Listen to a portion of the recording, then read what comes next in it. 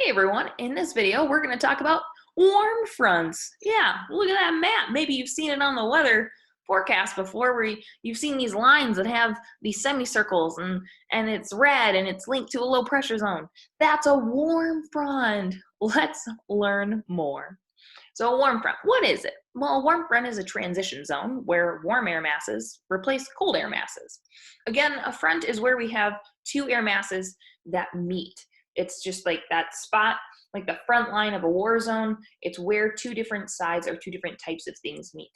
And that's where we get most of our harsh weather, is when we have this clashing between warm and cold air. This air will usually approach from the southwest or south of the United States. That's where we get our warm air from because it's closer to the equator where it gets more direct sunlight, allowing it to get warmer. So as this air moves northward, especially towards us in Minnesota, we're going to see a shift in temperature and a shift in all sorts of types of weather.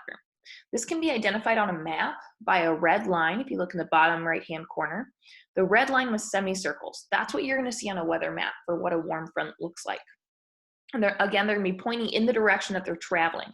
If the semicircles are on the top part of this warm front, it means they're moving upwards in that north direction.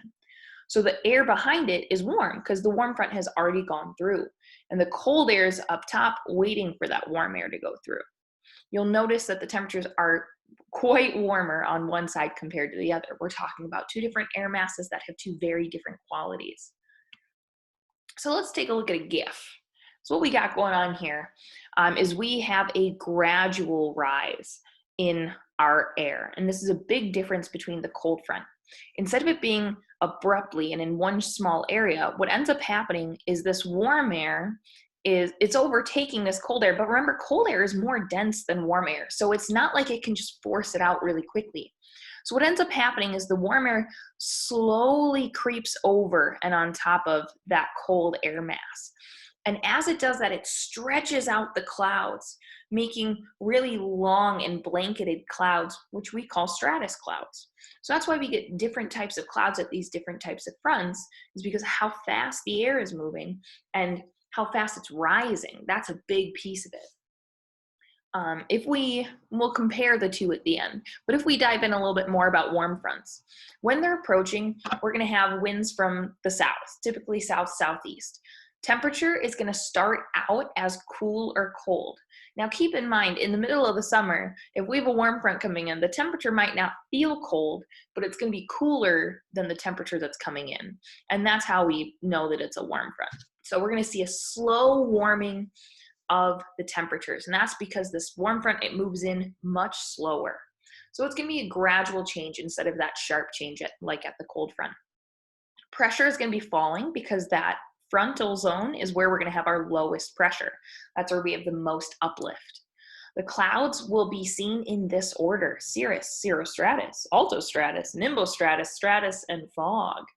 Basically, we're going to see this transitioning of clouds, and I'm going to go back to the GIF, where what ends up happening, like say you're over here on this right-hand side, the first thing you're going to see are these really thin and really high up clouds, our cirrus and cirrostratus clouds. But as this warm front moves closer and closer to you, you're going to see these lower clouds. And so you'll see the altostratus, then you'll see the nimbostratus and the regular stratus. And you'll notice that a lot of these storms, and they're not like storms, it's just like casual rain or drizzle, this actually precedes or comes before the actual warm front. So this is a big difference between the cold front and the warm front as well, is the warm front, you'll typically see that drizzle like 12 to 48 hours before the actual warm air hits you. It just takes a longer time for this warm front to go through. So precipitation, it might be light to moderate rain. If it's cold enough, you'll get snow or sleet, but you could get precipitation as this is approaching simply because it's such a long transition zone. Visibility will typically be poor, and we're going to see the dew point rise, and that's because humidity is going to rise as we get that warmer temperature and that lower pressure. While it's passing, when we're right at that front, winds are going to be variable. They're going to shift a little bit. They're going to be kind of unpredictable, and that's because we got a lot of air moving around there. Temperature is going to steadily rise. We're going to start seeing that increase because we're finally at that actual transition center where the cold air is officially moving out and the warm air is taking its place. The pressure is going to be lower, but it's going to start leveling off, which means it's going to stop dropping. Clouds will turn to stratus or nimbostratus. We're no longer getting those cirrus or altostratus clouds. We're talking about low-level clouds that are going to be present. Precipitation, it could still be drizzling. It could be none. It depends on how much humidity is in the air, basically how much water we have. Are we close to a water source or not? Visibility is going to be poor, but it will improve. And then the dew point's just going to be steady. It's not going to shift too much on us. After it passes, we're going to see the skies clear up a little bit. The winds will be south-southwest. Again, we're still getting that warm air from the south, and the temperature will continue to warm steadily. Pressure will rise, like from that low point at the front, but then it'll fall again, and that's because we have really warm air, which again is going to allow for convection. Clouds, we will see a clear up of clouds, and then you'll see some stratocumulus clouds occasionally in the summer cumulonimbus, simply because if the air is warm enough, we'll get that convection and the air will rise and we'll get some clouds, but this will be noticeably clearer than when the front was there. Precipitation, again, typically none. You might get an occasional shower if there's enough convection to make cumulonimbus, but usually you have pretty nice weather. Visibility will be fair to hazy, the dew point will rise and then be steady. And that is warm fronts.